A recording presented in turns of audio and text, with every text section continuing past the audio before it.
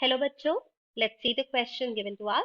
It states that in a certain two-dimensional field of force, the potential energy of a particle has the form U is equal to alpha x squared plus beta y squared, where alpha and beta are positive constants whose magnitudes are different. Find out what is the shape of the equipotential surfaces and also surfaces for which magnitude of the vector force is equal to constant. So we have to find out the shape of the equipotential surface and also the force. So इससे हमें पता चलता है हमारा key concept है relation between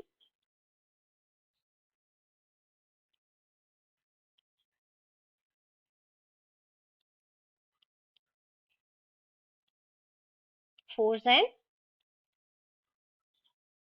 potential energy. So हमें पता है force is the gradient of potential energy, यानी कि in general F is equal to minus du by dr, पर ये जो है x and y पर डिपेंडेंट है, तो हम इक्वेशन को कह सकते हैं हमारा फोर्स वेक्टर जो भी है ये होगा minus do U by do X I cap minus do U by do Y J cap. So force vector क्या होगा अभी differentiation of potential energy with respect to X क्या होगा 2x, so minus 2 alpha X I cap. Similarly minus 2 alpha Y J cap हो जाएगा हमारा force. So ये होगा हमारा force equation. So magnitude of force क्या है मैग्नीट्यूड ऑफ फोर्स होगा square root of 4 alpha square x square plus 4 alpha square Y square. So ये होगा हमारा फोर्स एक्सप्रेशन. पहले हम फाइंड आउट करना है what is the shape of equipotential surfaces. Equipotential surfaces मतलब क्या हम इस इक्विपोटेंशियल सरफेस में मूव करते हैं one point of the equipotential surface to the other point on the same equipotential surface. Since the potential difference is zero, जो भी work done होता है वो जीरो हो जाएगा. सो ये है वो होगा हमारा कॉन्सेप्ट ऑफ इक्विपोटेंशियल सरफेस.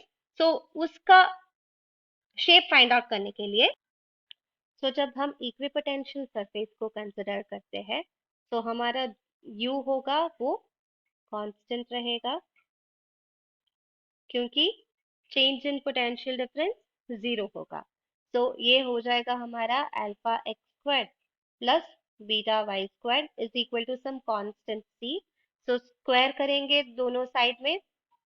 तो इस इक्वेशन को हम रीराइट कर सकते हैं x square divided by beta plus y squared divided by alpha is equal to c divided by alpha beta. So ये बीटा को हम लिख सकते हैं under root beta square. So X square divided by under root beta square plus Y square divided by under root alpha square is equal to C divided by alpha beta. So इस equation को हम ellipse equation से compare कर सकते हैं कि x squared by a squared plus y squared by b squared is equal to 1. So ये हो जाएगा हमारा एलिप्स का इक्वेशन. सो यानी कि इक्विपोटेंशियल सरफेस जो भी है वो होगा एलिप्स. ये है हमारा इक्विपोटेंशियल सरफेस. हमारा दूसरा क्वेश्चन है जब magnitude of vector force is equal to constant उनका सरफेसेस भी निकालना है. हमें पता है फोर्स ये वाला है. जब फोर्स कांस्टेंट होगा तो k is equal to 4 alpha square x square k square is equal to 4 alpha square x square 4 beta square Y square. क्योंकि हम कंसिडर कर रहे हैं f is equal to constant. Again इस इक्वेशन को हम रीअरेंज करेंगे.